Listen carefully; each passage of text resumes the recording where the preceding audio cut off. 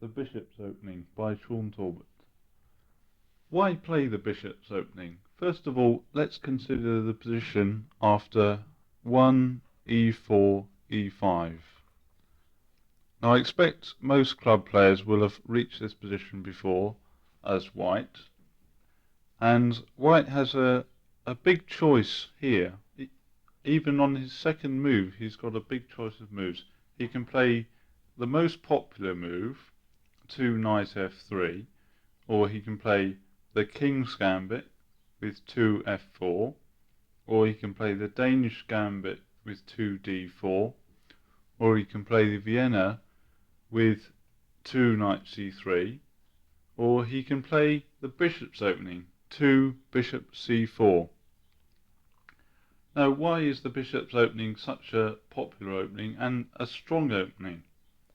Well, after the more normal and most well-known move, 2 knight f3, black has a really solid defence in 2 knight f6, the Petrov defence. I've done a tape on the Petrov defence in this audio chess series, and you'll be able to learn from that tape that the Petrov is a very difficult defence to break down for white, and is regarded very well by theoreticians. White only gets a minimal advantage and has few prospects of playing for a win. So after the more normal 2 knight f3, black can choose the rather unambitious but very solid defence, the Petrov. And myself, I found this very annoying when playing 2 knight f3, the fact that black can go into this defence. So the Bishop's Opening is, in one way, a way of avoiding the Petrov defence, which is a very good equalising line for black. And in fact, this is the reason why our top-rated player, John Nunn, plays the Bishop's Opening, because he wants to avoid the drawing lines of the Petrov. So let's have a look at the position after 1, e4, e5, 2, bishop c4. Well, this is a very good square for the bishop, probably the best square for the king's bishop in this type of opening, because the king's bishop pressurizes the square f7, which is black's most sensitive point. I expect almost everybody can remember when they just started off playing chess, and their first few games probably featured a straight attack on f7 with bishop c4 and queen h5. And although these attacks are fairly naive, they do in fact point out that f7 is the weakest square in black's position, and therefore bishop c4 has a lot of point because it directly attacks this square. After 2 bishop c4, black has a wide choice of moves. He can copy white with 2 bishop c5, or he can move his queen's knight out, 2 knight c6. But the strongest move, and the move that I'm going to concentrate on in this tape, is 2 knight f6. Now this is named the Berlin defence, after a correspondence game played in the last century between the towns of Posen and Berlin. And this game in fact made the Bishop's Opening unpopular for a while. Now the Bishop's Opening hasn't been used extensively in chess until recently. Larsen used the Bishop's Opening to effect in the 64 interzonal in Amsterdam, often obtaining very early winning positions. He was able to surprise a lot of opponents with such an old opening, and after Larsen's success with it, it has been taken up more and more by young players. In fact, a lot of the top English young players use the Bishop's Opening. John Nunn, John Spielman, John Mestel and Murray Chandler.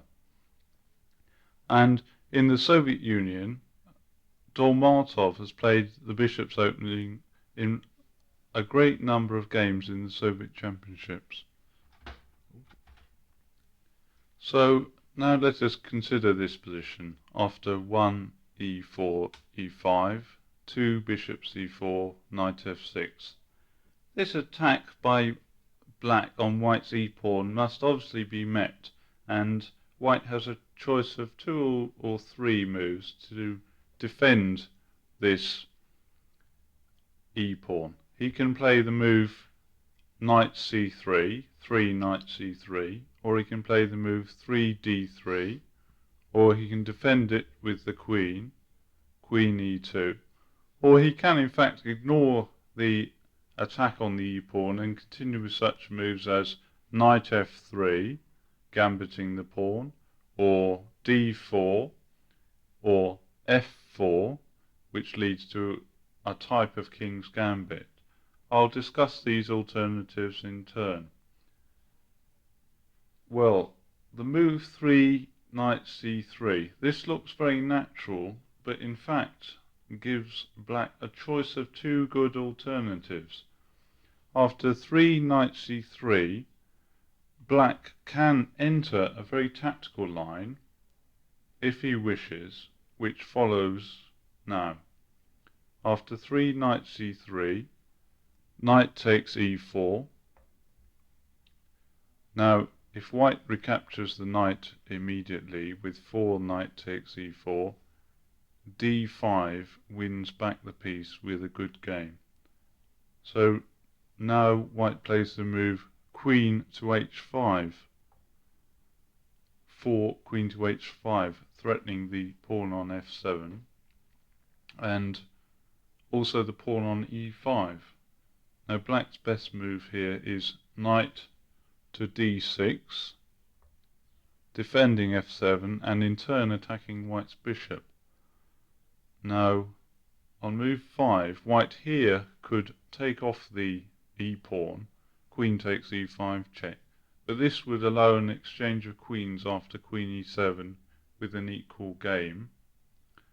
So white retreats the bishop, bishop b3, 5 bishop b3, hoping to profit from the fact that black's knight on d6 is blocking the development of his other pieces. But black is a pawn up here, and the situation is far from unclear, as we'll see. After 5 bishop b3, black plays knight c6, defending the pawn. Then white continues the attack with knight to b5, at first sight losing a piece, but we can see that black can't take the knight on b5 because f7 would then fall. So after 6 knight b5, black is forced to defend against the threat of knight takes d6 followed by queen takes f7, and plays g6. White continues the onslaught now with 7 queen f3. Now black's best move here is the move f5, 7 f5. White now is threatened with e4, so he must continue here with 8 queen d5, all the time keeping up the attack on f7. And after 8 queen d5, black plays a very strange move. He gives up a whole rook at first sight by the move 8 queen e7. White continues 9 knight takes c7 check, king to d8, 10 knight takes a8, and now black plays b6. And now we've reached the starting position of a very famous variation, sometimes called the Frankenstein or Dracula variation. And white's temporarily a whole rook up, but the white knight on a8 is trapped, and black can always win back a piece by bishop b7. And then white is in some difficulty over the placing of his queen. After bishop b7, black will be threatening moves such as knight d4 and also knight b4 in some instances. And although white is a rook up, practical chances have been shown to favour black, and this is rather unpleasant for white. So 3 knight c3 hasn't been played in many over-the-board games because in practice black gets the better chances. It has been played by some theoreticians in correspondence games, but even in these black has scored very well. So 3 knight c3 has not been played because of this line, and also another good line against 3 knight c3 I'm going to show now. So go back to the position after 1 e4 e5, 2 bishop c4 knight f6, 3 knight c3. Now, right, so switch off the tape here and look at this position and see if you can find a solid and sensible alternative on move 3 here for black.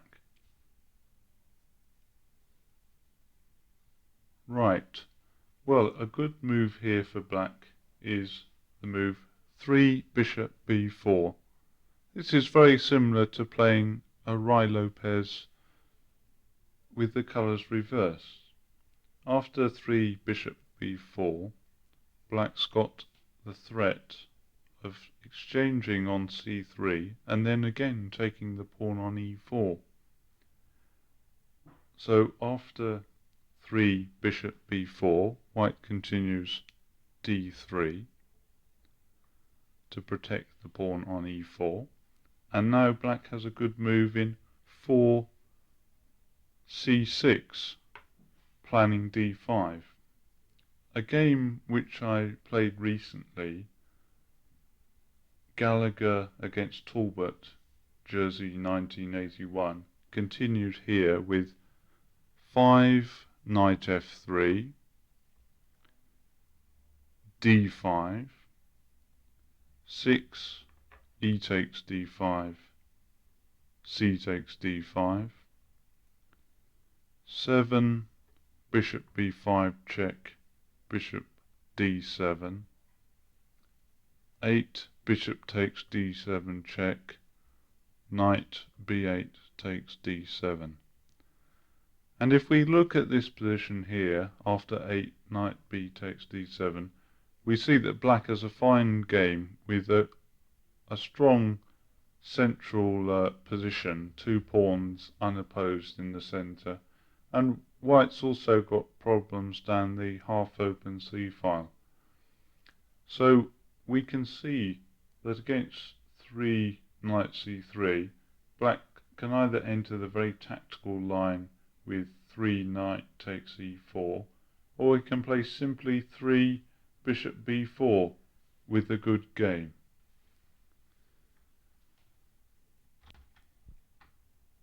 So going back to the start position, after 1 e4 e5, 2 bishop c4 knight f6, we've looked at the direct defence of the pawn by 3 knight c3. Before moving on to the main line, which is 3 d3, I'll briefly consider the alternatives. White can play 3 queen e2, defending the pawn, but then black has a very easy game with a move such as bishop c5 or knight c6. White's given up a developing move for a queen move, and black will complete his development very easily. So queen e2 doesn't pose a threat to black. Also, after d4, 3d4, black has a good choice between knight takes e4 and e takes d4, because in both cases black can counter with a quick d5 which attacks the white bishop on c4, and gives black an easy game. The move f4 leading to a king's gambit is again not advantageous for white because black can again counter with a quick d5, which opens up the position in his favour. The move d5 attacks the white bishop, and black's development is much quicker than white's. So we come to the strongest move for white in this position, that is 3d3. Now this is a very quiet move, it looks at first sight, but a very simple way of playing for white, and this is why I'm recommending the bishop's opening as a good way of meeting e5 after 1e4 for white. White has a very simple way of playing, and it's surprisingly strong. He just puts his bishop on c4, and the bishop then has a very good diagonal, bearing down on black's most sensitive point on f7. And now we'll go on to consider black's choices after 3d3. The main line here for black in this position is either the move 3c6, or he can play the alternatives 3 knight c6 or 3 bishop c5. Now the moves 3 knight c6 and 3 bishop c5 will transpose to what's called in English the Italian game after 4 knight f3, which is a different opening from the bishop's opening and won't be featured on this tape. Now the bishop's opening can often in fact transpose two lines of the quiet Italian, but also white can play, as on this tape, play a very similar setup against both of those, and I'll show white's typical plans in one of the games later on. But the main line in the bishop's opening is the move 3c6. Now black is threatening to build up a strong pawn centre here with d5, and it looks as though white's bishop c4 has only given black a target and allowed black to gain time by playing this maneuver with c6 and d5. And also it looks as though white's centre will be very brittle and fragile after black plays d5. But switch off the tape and see what you'd play as white here.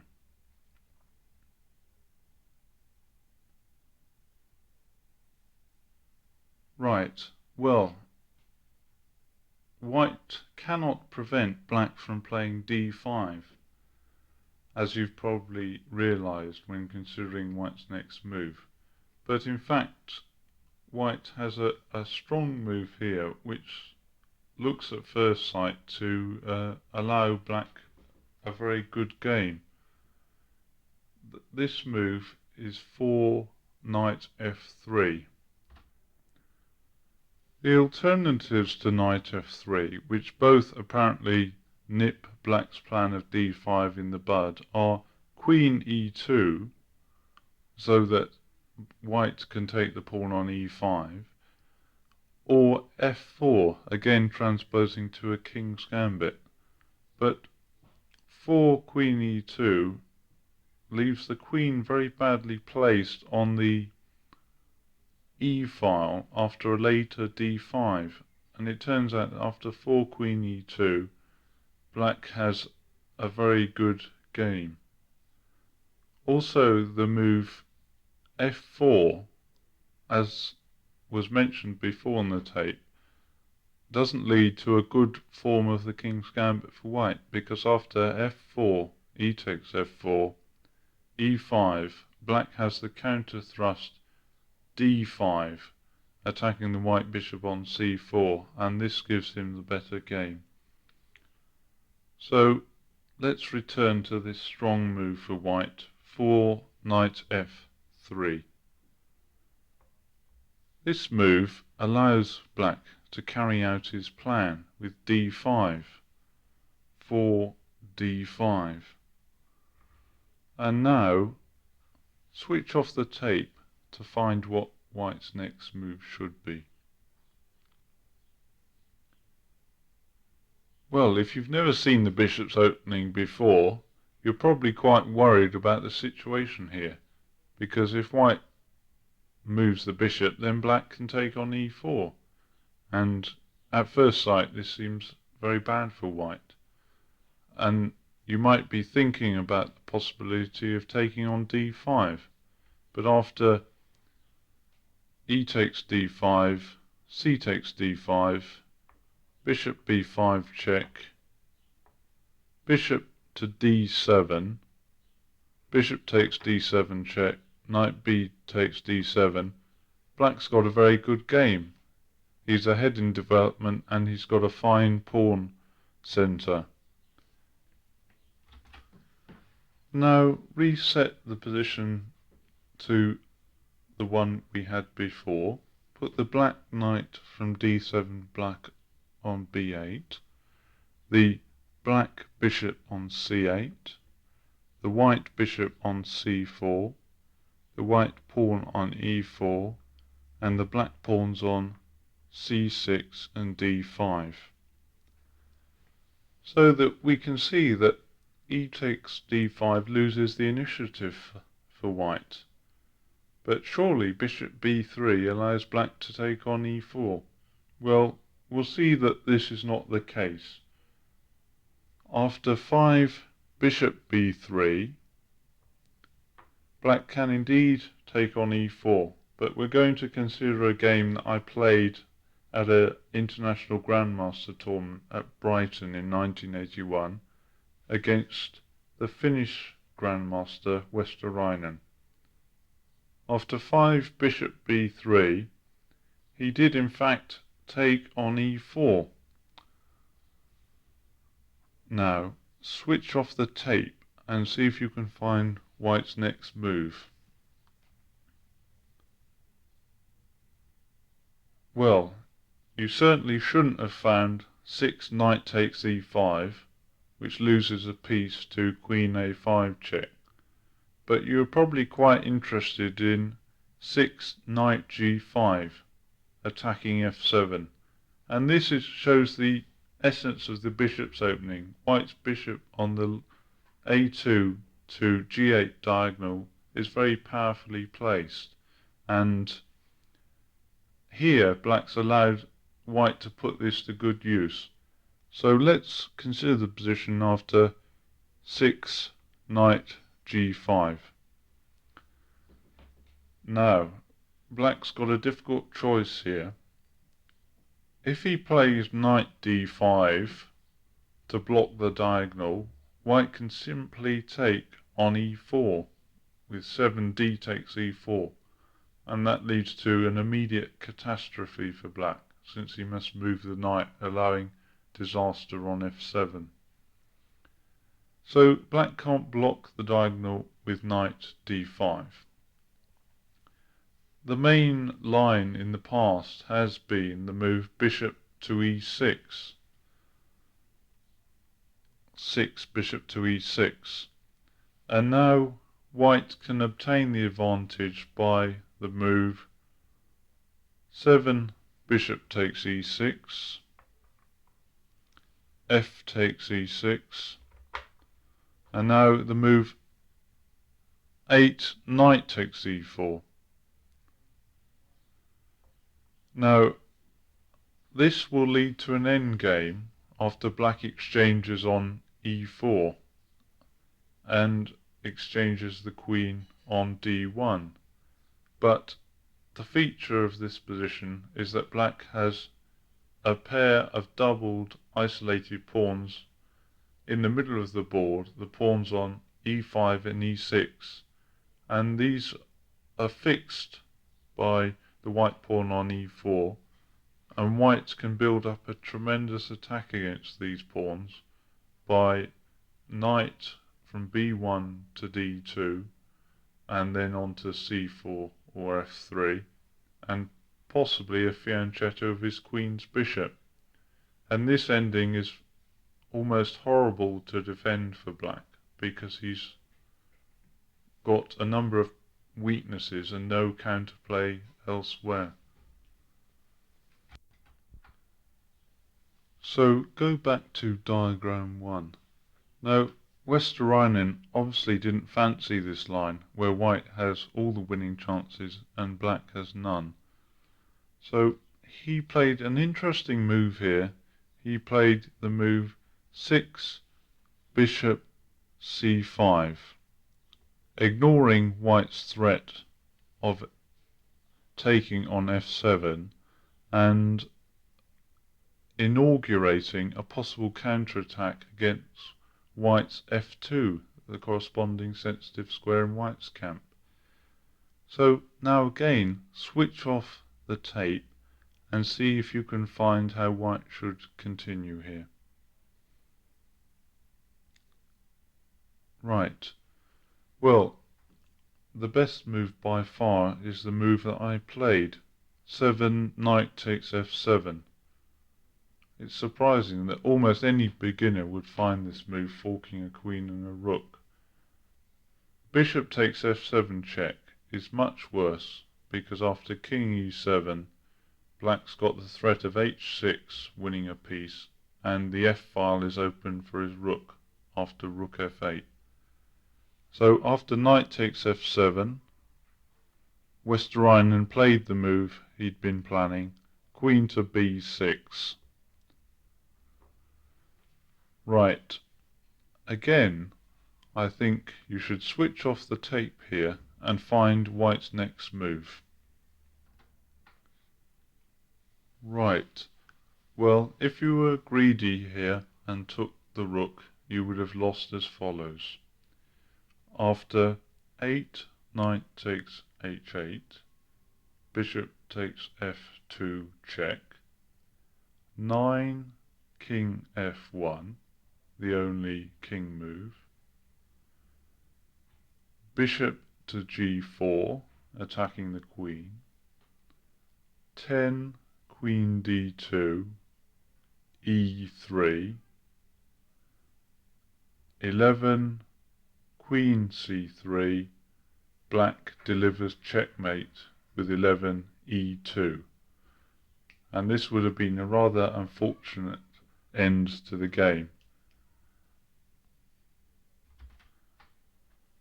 So back to diagram 2. We've seen that 8 knight takes h8 loses immediately. So what can white do? He must defend against the threatened check on f2.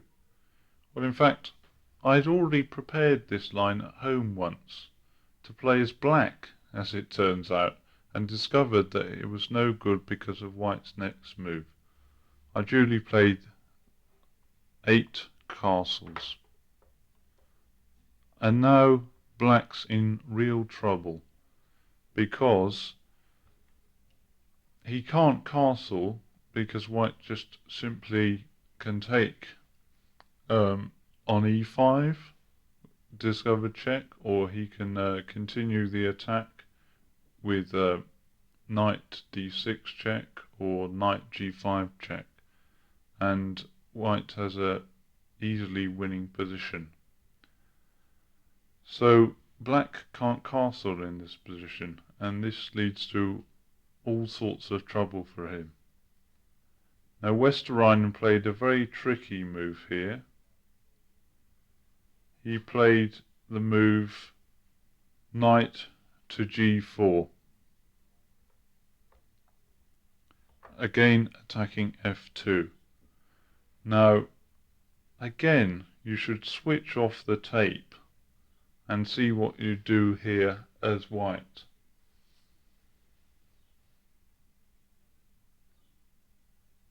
Well, I in fact played a bad move here. I played 9 knight c3, just developing a piece and threatening to play knight takes e4. In fact, the winning move here would be to block the diagonal of black's queen and bishop with 9d4. Black can't recapture with the bishop because then the knight on f7 can go back to d6 with check, followed by taking the black bishop on c8. Now this is strange, but after the black bishop on c8 disappears from the board, white can simply gobble up the black knight on g4. So after 9d4, black loses immediately if he plays bishop takes d4 because of knight d6 check. So black's only alternative is then to take on d4 with a pawn. But after e takes d4, white can simply take the rook on h8, having blocked the diagonal to f2. And this leaves white with a completely winning position. So I could have forced Westerinen to resign in almost a miniature game. But I played the move 9 knight c3, which is still good and enough to win. Again, black cannot castle, and white's threatening knight takes e4 with decisive effect. Now black could capture on f2, but this leads him into trouble because after knight takes f2, white can sacrifice the exchange with rook takes f2, and then after bishop takes f2 check, king h1, white's got decisive threats with knight takes e4 and knight d6 check. Or alternatively, white's got possibilities of, after knight takes f2, he's got the move queen to h5, which is also very difficult for black. So after 9 knight c3, Westerinen played perhaps the only move to hold on. He played 9 rook f8. Now switch off and see what you'd play for white here. Well, in fact, in this position, white's dissipated some of his big advantage, but he's still got a winning position. I played the move 10 knight takes e4, sacrificing 2 pieces for rook, but now after the exchange of pieces, the black king becomes very exposed. After 10 knight takes e4, rook takes f7, 11 bishop takes f7 check, king takes f7,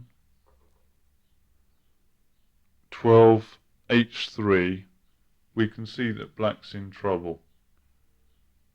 All the white pieces are ready to come to attack the black king, and the black king is almost defenseless, his king side having been completely blown away. Westerinen played knight f6. I captured 13 knight takes f6. Now g takes f6 allows queen h5 check with, a quick win in sight. So Westerinen recaptured with the king. King takes f6. Now switch off and see if you can find white's next move. Well, you probably had good fun trying various attacking moves of white here, because there are various ways to win. White in fact played 14 queen h5, and the black king is pretty lonely on f6. Westerinen played h6, to stop the check on g5. And now white played the subtle king h1 in order to play f4 and open the f file onto the black king. After king h1, bishop e6, 16 f4, king e7, 17 queen takes e5, bishop d4, 18 queen e2, g6. Switch off the tape now and see if you can find white's next move. Well, obviously white's winning, but he's got to expose the black king, and he did this by 19 f5. After g takes f5, bishop takes h6, white simply planning to bring his rook into the middle, rook a to e1, with a decisive pin on the black bishop on e6.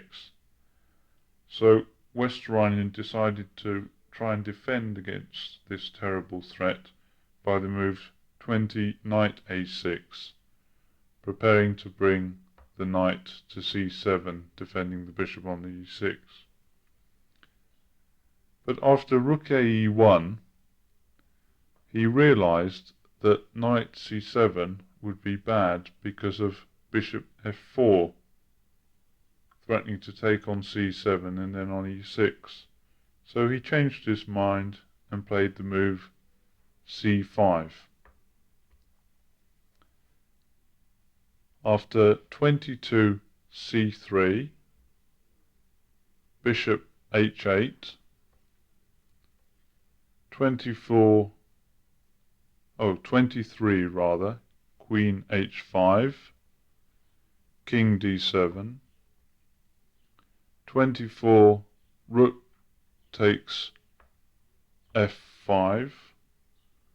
Switch off and see if you can find the winning continuation if black takes the rook.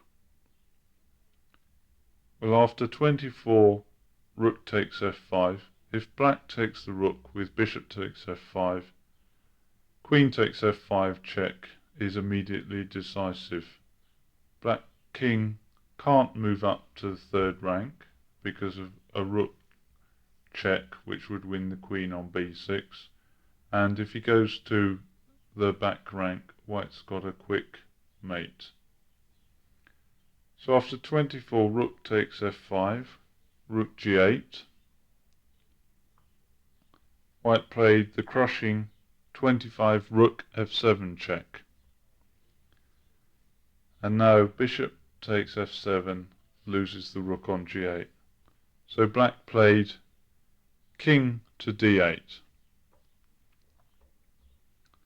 Now switch off and see if you can find a win for white here. Well, after such fireworks, he found a simple win here with queen h4 check, king to c8, and 27 rook f8 check. After the exchange of rooks, rook takes f8, bishop takes f8, the black bishop on h8 is lost. In fact, Westerinen resigned after 27 rook f8 check. Now this game showed the power of the white setup. If black incautiously takes on e4, then knight g5, and the power of white's pieces is tremendous. And you can see that I could have in fact forced Westerinen to resign almost on move 9 or 10 with d4 followed by knight takes h8. So we can see from this game that white has no need to worry, in fact, about black's pawn thrust in the centre with c6 and d5, because after the simple retreat bishop b3, taking the pawn on e4 is very good for white. So go back to diagram 3. We've just seen that d takes e4 is very good for white. So there are two main alternatives for black in this position. He's now threatened with knight takes e5, and he can defend the pawn directly with bishop d6, or he first of all can play the check bishop b4 check. First of all, we'll look at the direct defense, the simple 5 bishop d6. Now switch off the tape and see what you'd play as white here. Well, in fact, white's got a distinct choice here. He can play the move 6 e takes d5, and he can play the move 6 knight c3. Now, e takes d5 isn't very well known, but in fact is a very strong line for white. The reason for this is that black has great difficulty defending his pawn on d5, as we'll see. The alternative knight c3 allows black to play d4. First of all, we'll look at 6 e takes d5, and we'll follow a game of mine that I played in the Political Cup in Copenhagen last year, 1981. After 6 e takes d5, black recaptures, c takes d5. Now switch off again and see what you'd play here as white. Well, I played the strongest move here, 7 bishop g5. Now this move is consistent with white's theme, pressurizing the black pawns. The pin on the black knight is very awkward, and you can see that white's already building up a lot of pressure against the d5 point. Shaun decided to play the move 7 bishop e6, and white continued with the pressure on d5 with 8 knight c3. Already it's difficult for black because his bishop on d6 protecting e5 is blocking the defense of his d-pawn, and if black advances with d4, then white has a good move in knight e4 with pressure on the black position. So after 8 knight c3, Shaun decided to pin the white knight with queen a5. Now switch off and find white's next move. Well, white played a simple move here. He castled. And black played knight from b8 to d7. Now you've got to take advantage of white's slight lead in development now. White's pressing against both of the pawns on d5 and e5, and in fact there is a way that white can win one of these. So switch off the tape and see what you'd play here. Well, in fact I played a strange looking move which is very strong. 10 queen e1. The normal move would be rook e1, just simply piling on the pressure. But queen e1 is awkward for black since there's a threat of knight e4, and after queen takes e1, white can take on d6, the bishop, or white's got possibilities at some point of playing bishop takes f6, followed by knight takes d5, again with this common attack on the black queen, which is seen in a lot of positions in chess. The knight moves away, black has to take the queen, and then white has an intermediate move before recapturing the queen. So after 10 queen e1, Shaun had to play queen to c5, removing the queen from this discovered threat. Now switch off the tape and see if you can find a good move for white. Well, strong here is the move I played, 11 bishop takes f6. If black now recaptures with the pawn, g takes f6, then white's got a very strong continuation in the move d4, which opens up the position completely. After d4, if black recaptures e takes d4, white can take on d5, exploiting the pin, knight takes d5. So after 11 bishop takes f6, black decided to gambit a pawn with knight takes f6. After 12, knight takes e5, castles kingside. 13, knight f3, rook f e8. 14, d4. White had a clear advantage. He was a pawn up with a good position. This is the end of side 1. The next part of the tape can be found on side 2.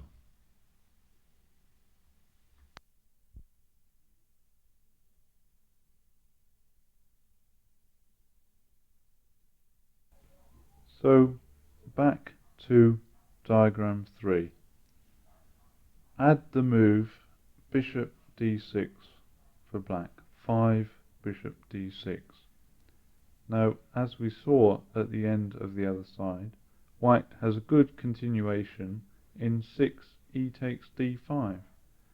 But, as I said, he can also play the move 6 knight c3, a direct attack on the pawn on d5. Now, we're going to follow a game played recently between John Nunn and Korchnoi at a tournament in South Africa, Johannesburg, in 1981. The same theme becomes apparent here. The black pawn on d5 is under attack, and Korchnoi decided to alleviate the pressure by playing the move 6 d4. John Nunn continued 7 knight e2, and now we'll have a quick appraisal of the position. Now, this is the aim of the bishop's opening. White has got this tremendous diagonal for his bishop on the a2 to g8 diagonal.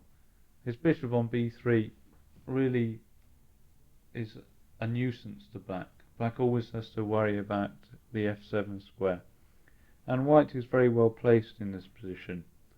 He can also try to break down the black pawn centre with c3. Now, Korchnoi obviously didn't want this bishop to remain on the board for long, and he played an interesting move. He played 7 knight a6. Now switch off the tape and see what you'd play as white here.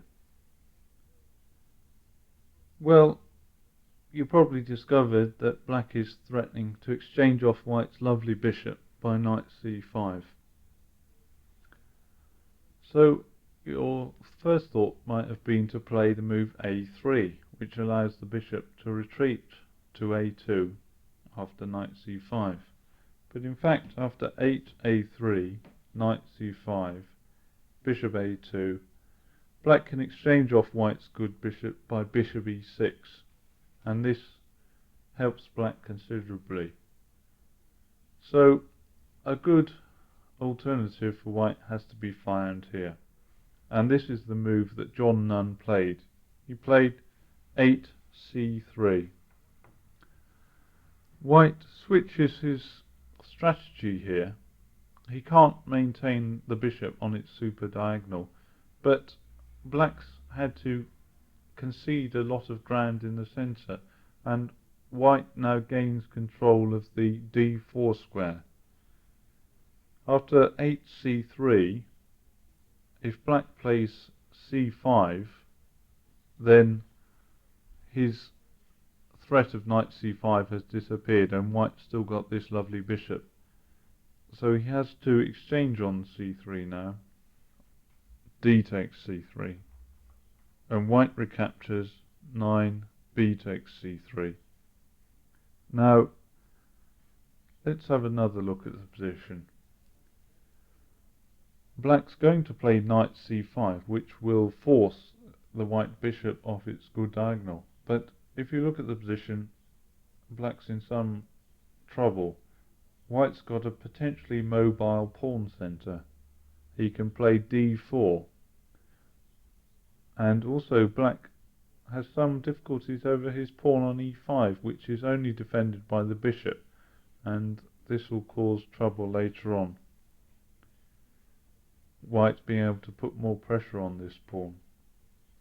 So after b takes c3, Korchnoi castled kingside. John Nunn castled kingside. Korchnoi played knight c5, 10 knight c5, and of course white must now retreat the bishop, 11 bishop to c2. Now black decided to play the move bishop to g4. Now switch off the tape and see what you'd play as white here. Well, white played the natural knight to g3, which is good. But also a strong move here is the move knight e1.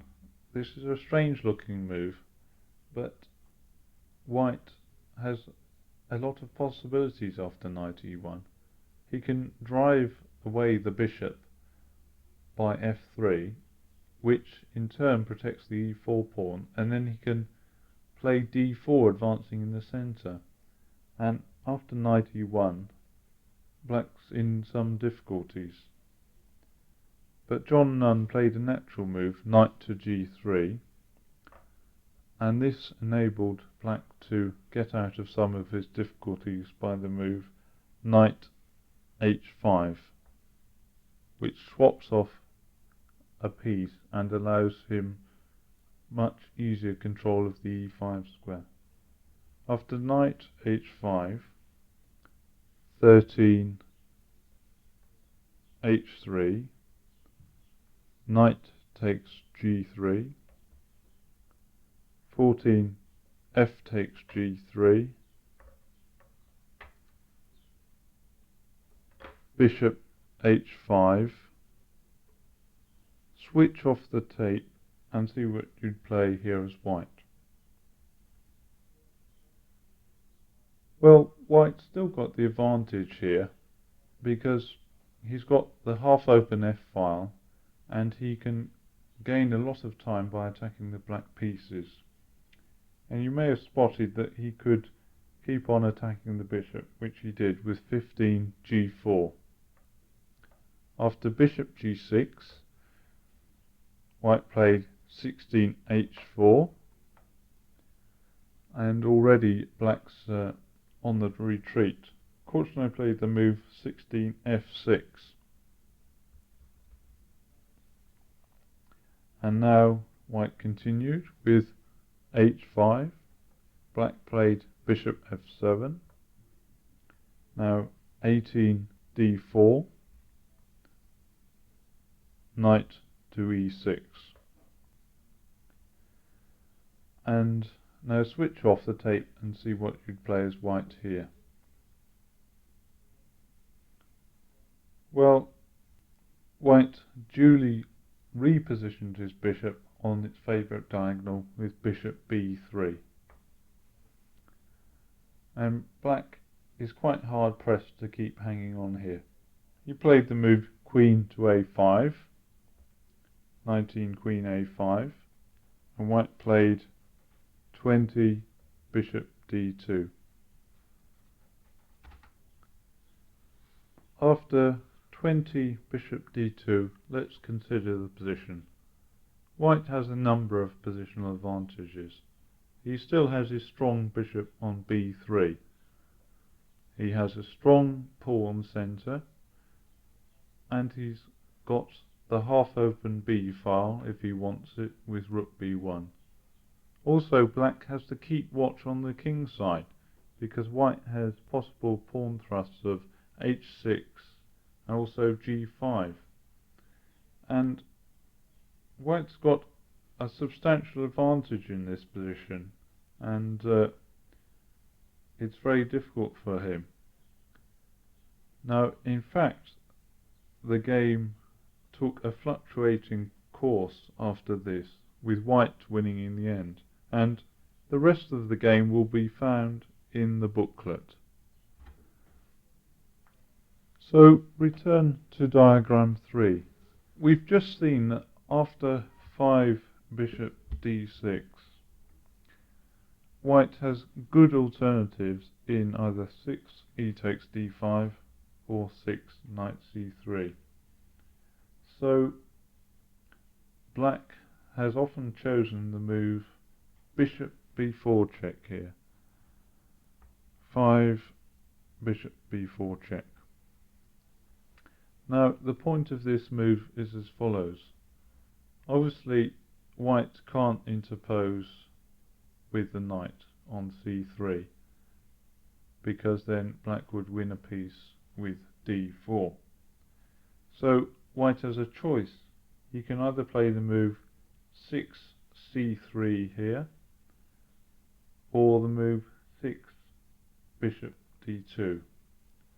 After 6 c3 bishop d6, the position is much easier for black, because white can no longer pressurize the black center by knight c3, having put his pawn on c3.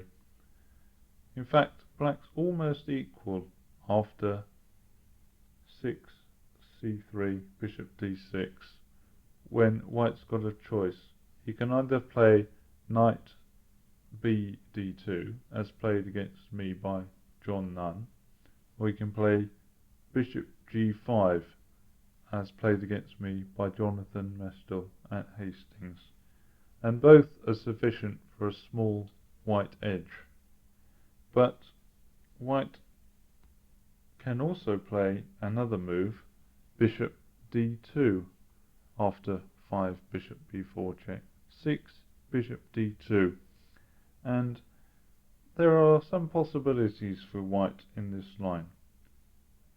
Now, if black retreats the bishop to d6, white can continue with knight c3 as he'd like to. So black is forced to exchange. Bishop takes d2 check, knight b takes d2. Now, again, black has to be careful here. His pawns are under attack. And we're going to have a look at a game, Vote against Romanishin, played at Riga 1981. Now, Romanishin decided to defend his e-pawn with queen c7. Probably slightly more accurate is 7 knight b d7, as in the game Shaun Taulbut. Now, after 7 queen c7, switch off and see what you'd play here as white. Well, white played a simple move. He castled. 8 castles. Black castled. Now again, switch off the tape and see how you'd play this position as white. Well, white should try and force black to play d4, which opens up the diagonal of his bishop. And we've seen how effective this bishop can be. So, how does white force black to play d4? Well, he played the move 9 rook e1. Well, this has an indirect threat. White threatens to take on d5 and then take on e5. So black must defend the pawn on e5. So how does he do this? Well, Ramanujan chose to play bishop g4. He can, of course, defend the pawn by knight bd7, but then his bishop is more difficult to develop. So 9 bishop g4. And now white challenged the bishop, 10 h3. Now black can't retreat the bishop to h5 because then g4, bishop g6, and 12 e takes d5 would again win the e-pawn. So he must exchange. Bishop takes f3. Now switch off and see how you recapture here. Well, white plays in this game 11 queen takes f3, and this is the best recapture because now white's pressing on d5, and as we've seen before, if black advances in the center d4, he opens up this diagonal for the white bishop, and this leads to problems on the black king side. And this is quite awkward for black because he can't simply develop here. White's got various possibilities based on the fact he's ahead in development. So black decided to exchange pawns in the center. Played d takes e4, and white recaptured with a knight. 12 knight takes e4. And now again, black can't simply develop, because after knight bd7, white can take on f6. Or either he can play more slowly with a simple move such as rook e2. So Ramanujan decided to play the move 12 knight takes e4. Now switch off again and see how you'd recapture as white. Well, Vogt captured with the rook. 13 rook takes e4. And black played 13 knight d7, developing his knight. Now let's have a look at this position. A much simplified position, but again we see that white's still got his lovely bishop on b3, and white's got a slight advantage because he's placed for a kingside attack. His rook can swing over to g4 or h4 at a moment's notice, and this gives white a slight advantage. But also Ramanujan's playing quite well. He's swapped off a lot of pieces and he's developed all of his minor pieces. And now black's threatening to play 13 knight 14 knight c5 rather, which would exchange off the white bishop. So switch off the tape and see what you do here as white. Well, white in fact played the move 14 d4, which stops black's intended knight c5 and opens up the game even further, which is obviously good for white. After e takes d4, rook e7, white was giving black a lot of trouble by pressurizing on the f7 point. Well, I want to end the discussion of this game here and go on to look at some further games, but you can see how white kept up the pressure to win this game in the booklet, and it was a very thematic game, this, by white. Even though all the other pieces were exchanged off, he still had this deadly bishop on b3.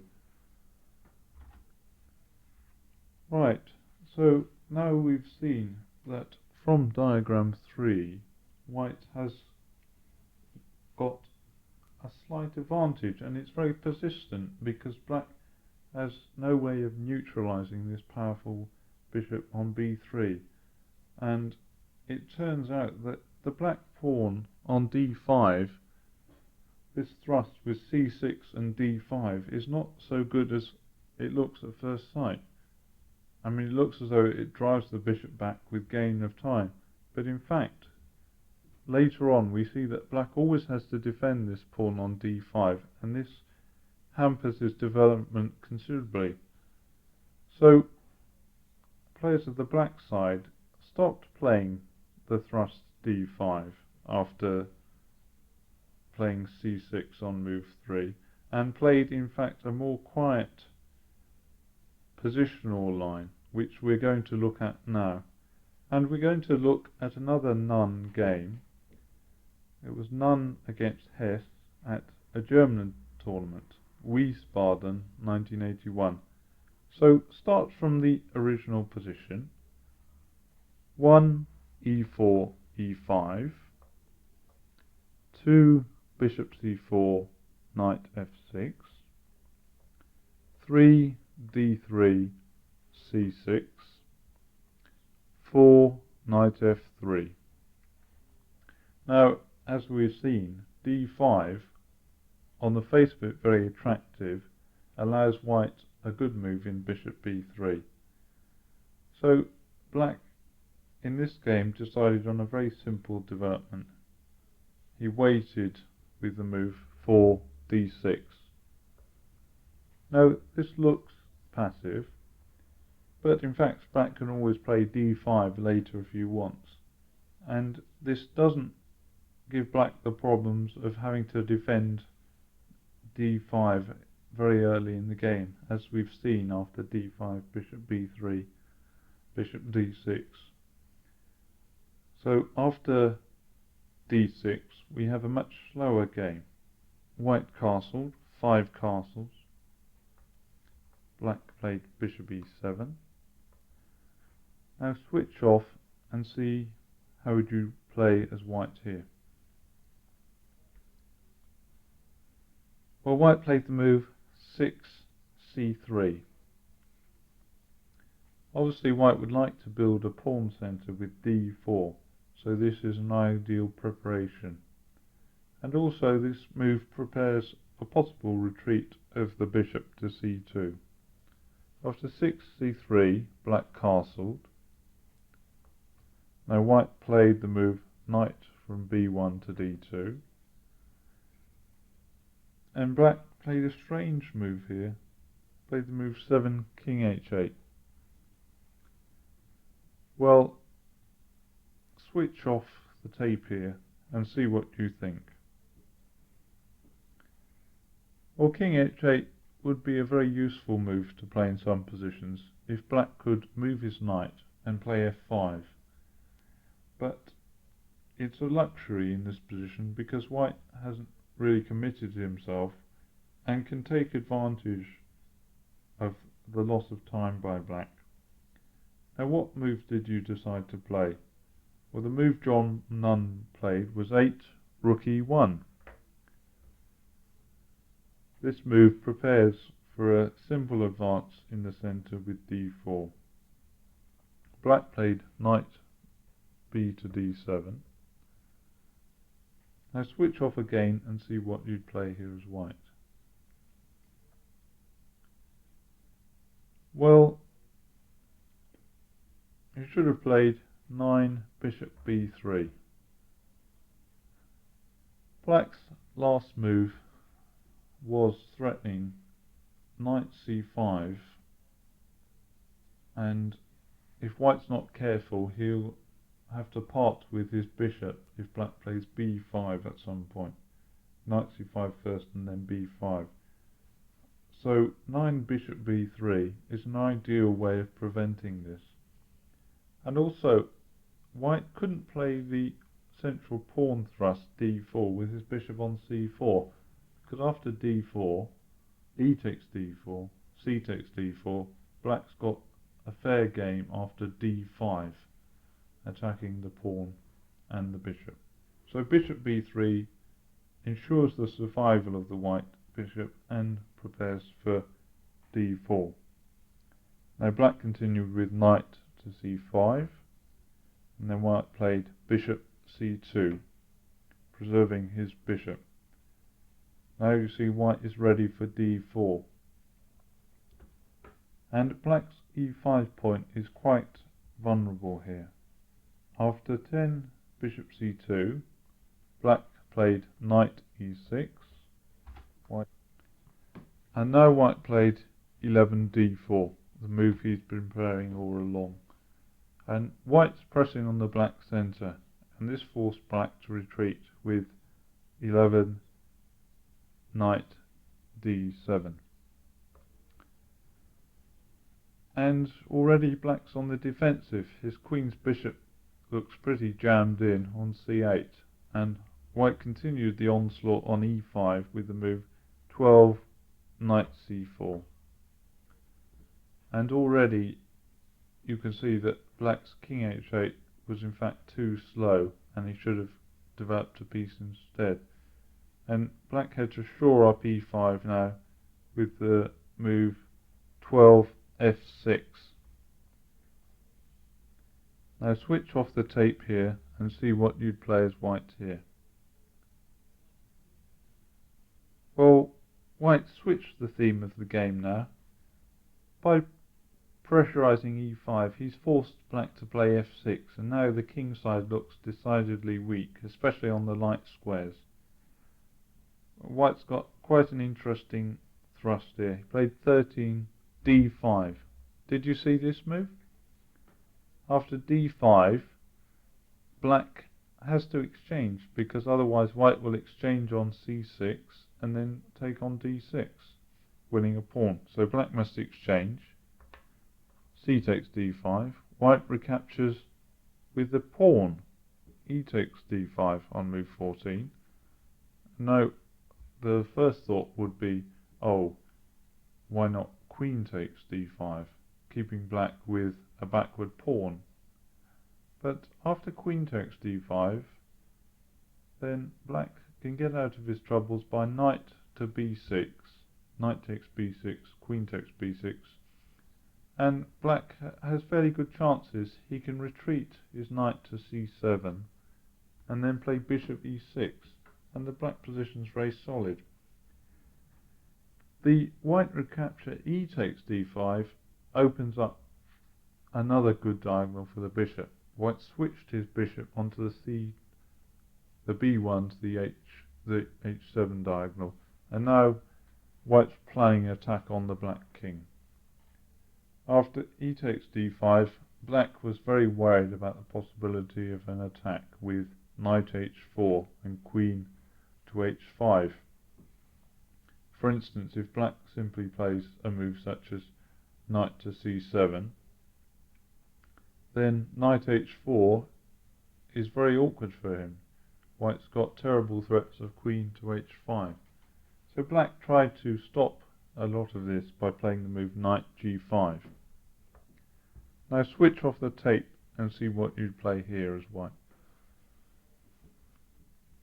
Well, in fact, white can gain a big positional advantage here by taking on g5 with 15 knight takes g5, f takes g5, and then he can play to put his knight on e4 with 16 knight d2.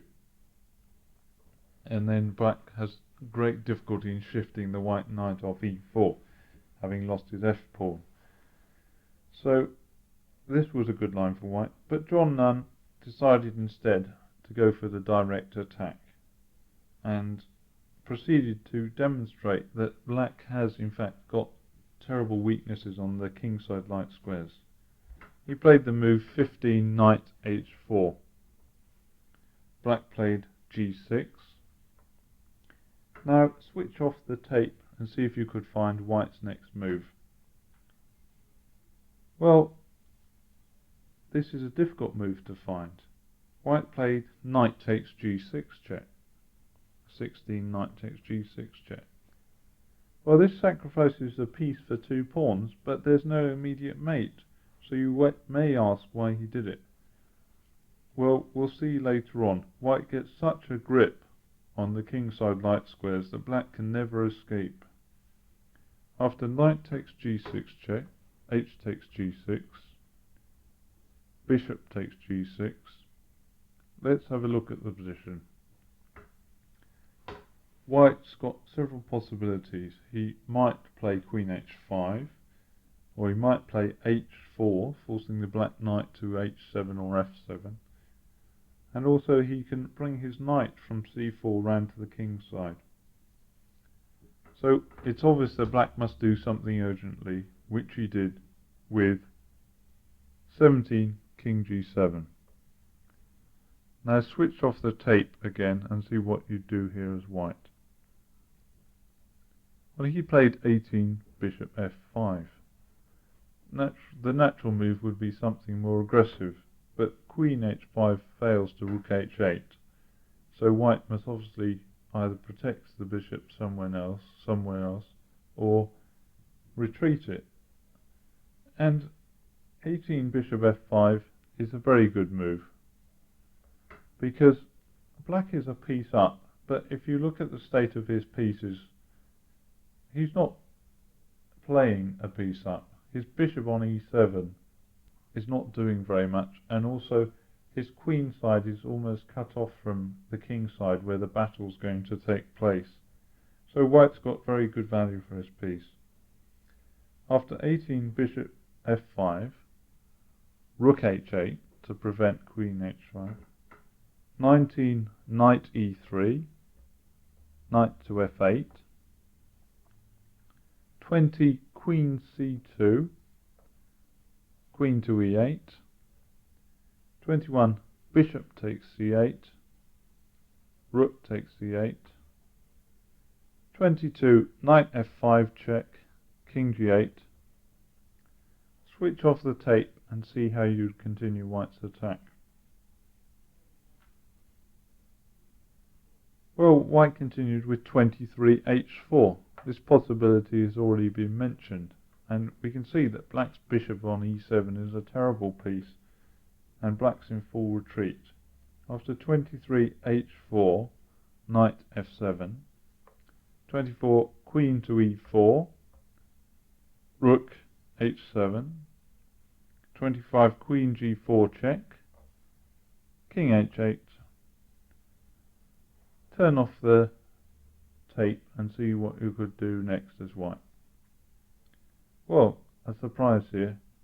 White simply won some material by 26 knight takes e7. And black was so tied up he couldn't do much about the transfer of the white queen here. But we'll just look at the rest of the game to see how white wins. After 26 knight takes e7, queen takes e7, the black rook drops off, 27 queen takes c8, and white's the exchange up. But does white win easily? We'll have to see. After 27 rook takes h4, 28 bishop e3, knight h6. So switch off the tape here and see what you do for white on move 29. Well, obviously he's winning, and he played the move 29 bishop takes h6. This move, although not appearing to do anything, removes any chance black had of drumming up counterplay, because after 29 bishop takes h6, rook takes h6, black has very few pieces left to attack with. His knight on f8 is pinned, and white can simply bring his rooks over to the king's side by rook e3 and rook e1, as he did later in the game. And white went on to win easily in 40 moves. So this game was a fine example of how to play this variation as white.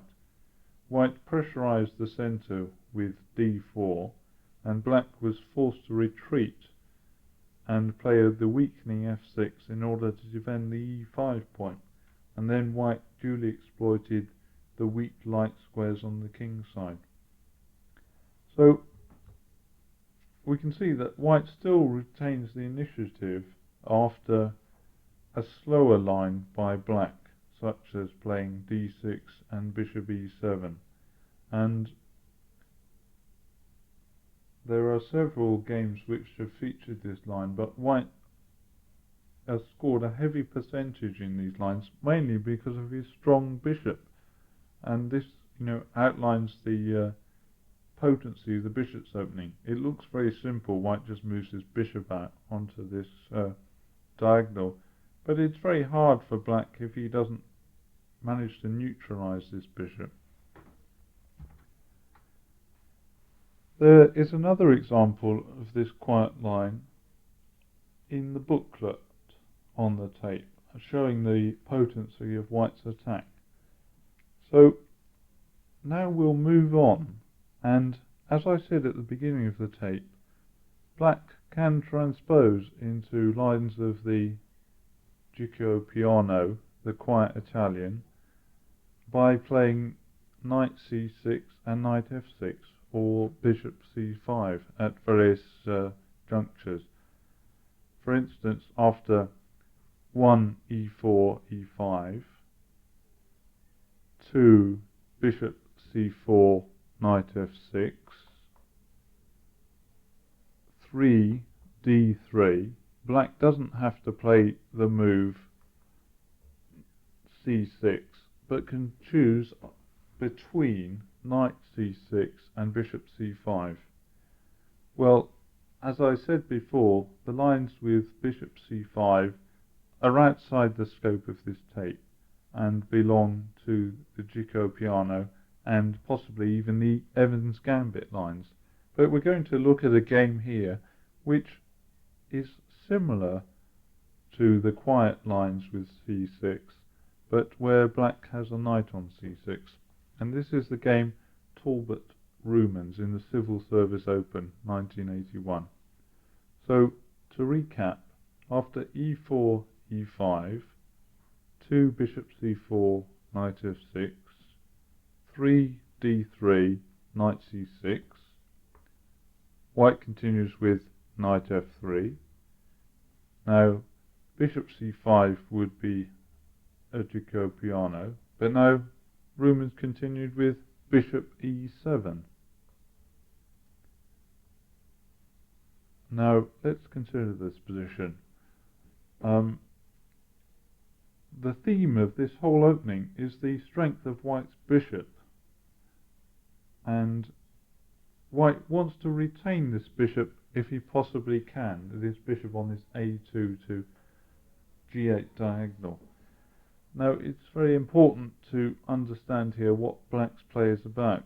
Black's plan is very simple. He wants to play d6 and swap off the white bishop by knight a5. So white's got to be alert to this, and this is the reason why I played the move 5 bishop b3 here instead of castling. After 5 bishop b3, black cannot immediately play knight a5 because of the e pawn is under attack. But after d6, then white can simply play the move c3, as we've seen before, and then knight a5 can be answered by bishop c2. This is very important to retain this strong bishop, and the reason for playing 5 bishop b3.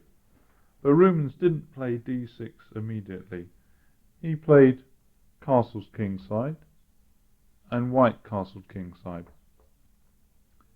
Now, on move 6, after white castled kingside, the normal move would here to be d6, with the threat of knight a5, trying to exchange off white's good bishop. But then, as planned, I would have played c3. Now, Rumens did not want to play this, and decided to play an interesting move, rook to e8. Now, switch off the tape here and see what you'd play as white here. Well, as we've been talking about, and as we've seen in these lines, white often plays the move c3, followed by d4.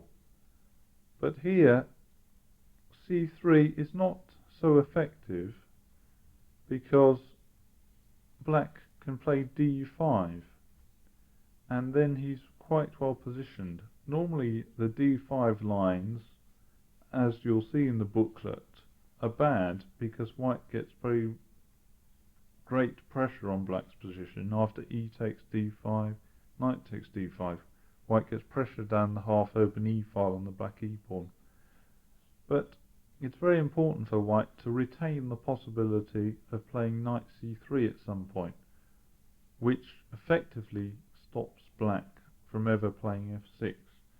So after here, after this 6 rook e8, if white plays c3, black can probably transpose effectively into the d5 lines. So here I play the move 7 knight c3. Now this may seem strange going against white's planned play in this system, but here the move is strong and white prevents d5 forever. Black here played 7 d6. Now switch off the tape here and see what you'd play as white. White played the move 8 knight g5. Now obviously I expected my opponent to see what I was up to here, and the move appears slightly pointless, but after knight g5, white is going to continue with a strong attack with f4 down the f-file, and this combined with the position of his bishop on b3 is going to be very awkward for black. Obviously after 8 knight g5, black must play the forced move rook f8, and now I've already hinted at white's plan here. He played 9 f4, and white's got a nice position. Black's obviously very worried about the pressure here on the f7 square, and he went to neutralize white's dangerous bishop immediately with 9 knight a5. Now switch off and see what you'd play here as white. Well, this is a critical juncture in the game, and I needed to win this game, so I didn't want to obtain a drawish position. Obviously white has the advantage because of his kingside initiative, but it's difficult to find a way through the black position. But I played the move 10 knight d5. Now this has various ideas. If black exchanges the white bishop on b3 after 10 knight d5, white in turn can take the black bishop on e7, and after queen takes e7 we capture with the a pawn. Then white's got strong pressure because it's difficult for black. White has pressure down the half open a file and pressure down the f file and possibilities of kingside attacks. After knight d5, black should go into this line as I've just said with knight takes b3, but he played the move knight takes d5. Now switch off the tape and see what you'd play for white here. Right, after the natural recapture, 11 bishop takes d5, black could equalise simply by bishop takes g5, f takes g5, c6. The white bishop on d5 would have to retreat, and black would exchange it for a knight on a5 with an equal game.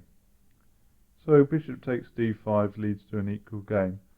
But surprisingly here, white has a thunderbolt. 11 knight takes f7. Now this was a very nice move to play. After knight takes f7, black has no choice but to take with the rook. Rook takes f7, and now white captures on d5. Bishop takes d5. And now white's bishop is tremendously effective, and combined with the open f-file, well, the f-file can be opened immediately, in fact, by white. Black is not able to resist. He played c6, the only move, otherwise white would capture on e5. c6, bishop takes f7 check, king takes f7, and now white's got a tactical point. So switch off the tape and see what you'd play as white here. White played the move 14b4. This is a decoy, but it's a very forcing decoy, since black must immediately attend to white's simple threat of taking the knight. After 14b4, he must play queen to b6 check, 15 king h1, queen takes b4. Now we see that black's queen is very badly out of play, and also you'll notice in the next couple of moves the effect of drawing the queen away from d8. After 15 queen takes b4, 16 bishop d2, queen c5, turn off the tape and see if you can find white's winning attack. Well, white played the move 17 queen h5 check. You've probably been itching to play this move for the last 3 or 4 moves, but now it's very effective. We can see that the absence of the black queen from d8 allows white a decisive invasion on e8 if black retreats the king to g8. So Rumens was forced to play g6. g6. Now white won simply by queen takes h7 check, 18 queen takes h7 check, king e8, 19 queen takes g6 check, king d7, 20 queen g4 check. Black in fact resigned here, because after king c7, white plays queen g7 pinning the bishop, king d8, and then f5 followed by f6 is decisive. And also a similar thing happens after king to d8, queen g8 check, king d7 followed by queen g7. The pin is decisive and white wins another piece by f5, f6. So Rumens resigned after 20 queen g4 check.